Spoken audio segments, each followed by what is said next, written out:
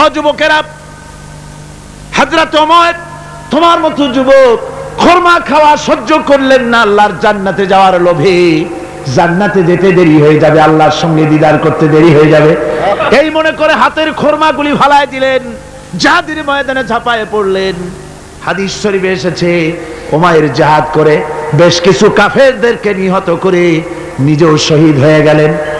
রাসূলুল্লাহ বদরের শাহাদাতের জানাজা করার সময় একজন সাহাবী বলে দিলেন, হুজুর এই সেই উমাইর, আপনি যখন বেহেশতের কথা বলছিলেন খুরমাগুলি খাওয়ার তর সহ্য হয় নাই বেহেশতে যাওয়ার জন্য, এই সেই উমাইর।